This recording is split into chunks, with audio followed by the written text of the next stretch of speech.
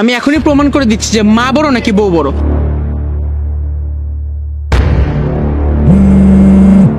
Zarif phone দিছে, দাঁড়ো কথা বল। হ্যালো, হ্যাঁ জারিফ বল। হ্যালো ভাবি, ভাবি সর্বনাশ হয়ে গেছে। আলিফ ভাই তো অ্যাক্সিডেন্ট করছে, হাত পা একদম মানে ছিঁড়ে বেড়ে একাকার, মাথার মধ্যে 16টা সেলাই লাগছে, একদম মগজ খুলে বেরো যাওয়ার মতো অবস্থা। তুমি যেমনি করে পারো তাহলে ওই সাহেবকে একটু বল না 3 লাখ টাকা নিয়ে হসপিটাল আসতে, আমি হসপিটালের ঠিকানা পাঠিয়ে দিচ্ছি। কি বলছিস তুই? আমি এক্ষুনি আসছি, তুই একটু দাঁড়া। বাবা, সর্বনাশ হয়ে গেছে, আলিফের অ্যাক্সিডেন্ট হয়েছে, নাকি মাথার মগজ বের হয়ে গেছে। চলো এক্ষুনি 3 লাখ টাকা নিয়ে আমরা হাসপাতালে যাবো, চলো। আরে বলছিস কি তুই? বস, আগে ঠান্ডা হোক। কথা বুঝতে পারছিস কিছু? যার হাত পা ভেঙে গেছে, মগজ বের হয়ে গেছে, তার জন্য এত টেনশন কেন, এত দরদ কেন? সে কি বাঁচবে? বেঁচে থাকলে তো কোনো কাজে আসবে না, পুঙ্গ হয়ে যাবে, অ্যাবনর্মাল হয়ে যাবে, কথা বলতে পারবে না। কি বলছো বাবা? আমার স্বামী হাসপাতালে আর আমি টাকা নিয়ে যাব না? ধর 3 লক্ষ টাকাই দিয়ে তাকে চিকিৎসা করে সুস্থ করে আনলাম, তারপর দেখা গেল তার একটা হাত নেই, একটা পা নেই, তখন সে একটা প্রতিবন্ধী। এই প্রতিবন্ধী লোক দিয়ে তো তোর বাচ্চা কাচ্চা হবে না, কিছুই হবে না। তাহলে তোর লাভটা হবে কি বল? বাচ্চা কাচ্চার মাই যদি হতে পারলি না, তাহলে ওই প্রতিবন্ধী স্বামী দিয়ে কি করবি? তাকে বাথরুমে নিয়ে যাবি, বাথরুম থেকে আনবি, গোসল করাবি, হাতে খাওয়াই দিবি, এইসবই করবি তুই সারা জীবন। 3 বেলা রান্না বাইরে খাওয়াইয়া ওই প্রতিবন্ধী সেবা করবি? শোন মা, ওই ছেলের জন্য তোর চোখের পানি ফেলতে হবে না।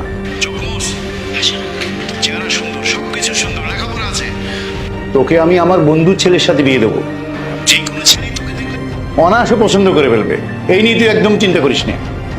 ও একটু নেশা পানি করে তাতে কি হয়েছে, অনেক টাকা পয়সা তো আছে তাদের। সত্যি বলছো বাবা? আমার আবার বিয়ে হবে, আমি আবার নতুন করে সাজবো, আমার গায়ে হলুদে কত মানুষ আসবে, আমি নাচানাচি করবো। শোন, সবই হবে তোর, তুই একদম চিন্তা করিস না। তোর বিয়ে দেওয়ার সময় আমি 10টা করে জমা দেবো, এলাকার সব মানুষের খাও, ধুমধাম করে তোর বিয়ে দেবো। এই শক্তি একদম মাথায় আনিস না। তুই ভিতরে গিয়ে তোর গয়নাগাটি যা আছে, টাকা পয়সা যা আছে সব নিয়ে আয়। ওরা হাসপাতাল থেকে ফেরার আগেই আমরা এখান থেকে চলে যাব। ঠিক আছে বাবা, তুমি একদম ঠিক বলেছো। আমি এক্ষুনি ঘন্টাটা টাকা পয়সা সব করছি, আমি পালিয়ে যাচ্ছি। শুনলা তো নিজের কানে ভাই, মাকে ছেড়ে যেই সারাদিন বউ বউ বউ বউ করো, বউকে নিয়ে শপিং করাইতে যাও, এখানে যাও সেখানে যাও, এত টাকা ঢালো, আর সেখানে আমার মা বিছনার মধ্যে অসুস্থ হয়ে পড়ে আছে, মায়ের একটা ওষুধ কেনার টাকা নাই, সেই টাকা তুমি ম্যানেজ করে দাও না, সেই টাকা তুমি দাও বউয়ের পিছনে। আজকে দেখছো তোমার বউ বলতেছে যে সে নাকি তুমি প্রতিবন্ধী হওয়ার পরে সে আরেক বেটার সাথে বিয়ে বসবে। এবার দেখো এই সেম কথাটা আমি আমাদের মাকে ফোন করে বলি, দেখো মা কি বলে।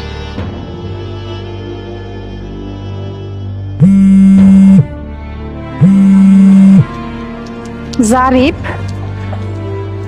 হ্যালো। হ্যালো মা, মা আমার যে বড় ভাই আছে আলিফ ভাই, আলিফ ভাই তো অ্যাক্সিডেন্ট করে একদম বেডে শুয়ে আছে, মগজ টগজ বের হয়ে গেছে, হাতটা একদম মানে ছিলে গেছে। ওইখানে ডাক্তার বলছে কি 2-3 লাখ টাকা লাগবে অপারেশনের জন্য। মা যেমনি করে পারো এই টাকাটা একটু ব্যবস্থা করে তুমি দাও না। কি হয়েছে আমার আলিফের? কি কেমন অ্যাক্সিডেন্ট হইলো বাবা? এতগুলো টাকা, 2-3 লাখ টাকা আমি এখন কই পাবো? আর আর তোরা কই আছিস তোরা? মা, অফিসের পাশের যে হসপিটালটা আছে ওইখানেই আমরা আছি মা, তুমি আসতে লাগো মা, আমি বেরোইতেছি টাকা নেওয়ার জন্য। মা আসো মা, তুমি আসো। 3 লাখ টাকা, এত টাকা আমি কই পাবো? যাই হোক তুই কোনো চিন্তা করিস না বাজান, একটা স্বর্ণের চেন আছে, ওইটা বেচে আমি টাকা ব্যবস্থা করে লইতেছি। বাবা তুই আমার আলিফের কাছে থাক বাবা, আমার আলিফের কাছ থেকে তুই সরিস না, সরিস না। দেখলা ভাইয়া, এই হইলো মা আর ওই হইলো বউ। তোমার বউ বললো যে আরেকজনের সাথে সে বিয়ে বসবে, তার বাবাও সেটাতে সাই দিল, আর মা তার কাছে ওষুধ খাওয়ার মতো টাকা নেই, সে বললো 2-3 লাখ টাকা নিয়ে আসছে তোমার চিকিৎসার জন্য। এখনো বোঝার কিছু বাকি আছে, চলো মায়ের দিকে যাই। ওরে আল্লাহ, আমার পোলারে তুমি আল্লাহ বাঁচাই দিও। আল্লাহ আমার পোলারে বাজান, তোর কিছু হয়নি বাজান, তোর কিছু, আমার পোলা ঠিক আছে। আমার কিচ্ছু হয় নাই, আমি আমি একদম ঠিক আছি মা, আমি একদম ঠিক আছি।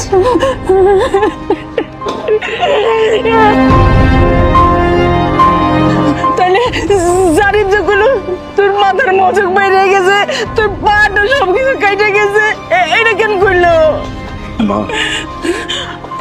আজকে আবার ছোট ভাই আমার চোখ খুলে দিছে মা। ও যদি আজকে এই কাজটা না করতো তাহলে আমি আজীবন একটা ধোকার মধ্যে থেকে যেতাম মা, আজীবন একটা ধোকার মধ্যে থেকে যেতাম। তুমি চলো আমার সাথে, আজকে সবকিছু আমি ক্লিয়ার করে দেবো। চলো, আসো। বাবা চলো, আমাদের সব শুনে শেষ। দাঁড়ান, কোথায় যাচ্ছেন? আরে বাবা, তুমি চলে আসছো? আরে জানো না, তোমার কথা শুনে তো আমার হার্টের হওয়ার মতো অবস্থা। আমি জলদি করে 2 রাকাত নফল নামাজ পড়ে এই টাকা পয়সা নিয়ে তোমার হাসপাতালের দিকে যাচ্ছিলাম। বাস, আর একটাও ফালতু কথা বলবেন না, একদম নাটক করবেন না আপনারা। কি ভাবছেন আমি কিচ্ছু জানি না? আমি সব কিছু জানি। এই যে নাটক করতেছেন, এই নাটকগুলো বন্ধ করেন। আপনি যদি আমার শ্বশুর মশাই না হতেন, একদম চাপকে আপনার সবগুলো দাঁত আমি ফেলে দিতাম। কেন? আমি কি করেছি? কি করছেন এটা আবার আমাকে প্রশ্ন করতেছেন? নিজেদের স্বার্থের জন্য আমাকে কাছে টেনে নিছিলেন, আবার যখন স্বার্থ ফুরায় গেছে তখন আমাকে দূরে ঠেলে দিচ্ছেন, তাই না? এইটাই হচ্ছে আপনাদের আসল রূপ। যখন আমার ভাই আপনাদেরকে কল করে বলছে যে আমার একটা দুর্ঘটনা হয়েছে, আমি অ্যাক্সিডেন্ট করছি, আমার অবস্থা খুবই খারাপ, তখন কি বলছিলেন আপনারা? আমি নিজের কানে সবকিছু শুনছি। এই ছিল আপনাদের মনে, তাই না? আপনাদের কথায়, শুধুমাত্র আপনাদের কথায় আমি আমার মা, আমার ভাই সবাইকে এই বাড়ি থেকে বের করে দিছি। আমি ভাবছি আপনারা আমার আপনজন, আর ওরা ওরা আমার পর। কিন্তু আসলে কি হলো আলটিমেটলি? এই মানুষগুলোই আমার আপন। যার কাছে একটা ফুটো কড়িটুকু নাই, সেই মানুষটা পর্যন্ত তার সবকিছু বিক্রি করে আমাকে সুস্থ করার জন্য টাকা নিয়ে যাচ্ছিল হাসপাতালের দিকে। আর আপনারা কি করবেন? আমারই সব টাকা আমার বাড়ি থেকে লুটপাট করে চলে যাচ্ছিলেন। এই ছিল আপনাদের ভিতরে, আপনাদের মনের ভিতরে এই সব কিছুই ছিল। আলিফ, তুমি আমাদের সাথে এমন ব্যবহার করছো কেন? তোমার এই কথা শুনে তো আমার প্রাণটাই বের হয়ে যাচ্ছিল। বাবা কত কান্নাকাটি করছিল। বাবা তোমার জন্য 2 রাকাত নফল নামাজও পড়েছে। এখনই তো আমরা টাকা পয়সা নিয়ে হাসপাতালের দিকেই যাচ্ছিলাম। এই চুপ, একদম চুপ, আর একটাও কথা বলবি না তুই। তুই যদি আর একটাও কথা বলিস আমি কিন্তু তোকে গলা টিপে এখানে মেরে ফেলবো। কি ভাবছিস আমি কিচ্ছু জানি না?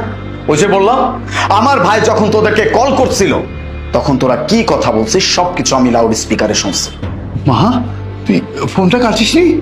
না, আমার তো মনে ছিল না। আমি সবকিছু বুঝে গেছি। সবাই স্বার্থপর, স্বার্থের জন্য আমার পাশে ছিল। যখনই নিজেদের স্বার্থ শেষ হয়ে গেছে তখনই আমার এই বাড়ি থেকে আমার টাকাগুলো নিয়ে পালানোর চেষ্টা হয়েছে। ঠিক আছে, কোনো সমস্যা নাই। এখন আমি তোদের সাথে যেটা করব সেটা তোরা কোনোদিন এক্সপেক্টও করিস নাই। আমি তোকে ডিভোর্স দিব। তোর মতো মেয়ের সাথে আমি সংসার করব না। আমার মা, আমার ভাইকে যারা ভালোবেসে থাকতে পারবে, যারা সম্মান করে থাকতে পারবে, আমি তাদেরকে নিয়ে থাকবো। নয়তো আমি আর কাউকে চাই না। বেরিয়ে যা। তোদের মতো মানুষের আমার জীবনে কোনো দরকার নাই। বাবা, বাবা, আমার মেয়ের কোনো দোষ নেই, সব দোষ আমার। আমার মেয়েকে আমি প্রলোভন টলবন দিয়ে এগুলো করেছি। বলছি না আমি আর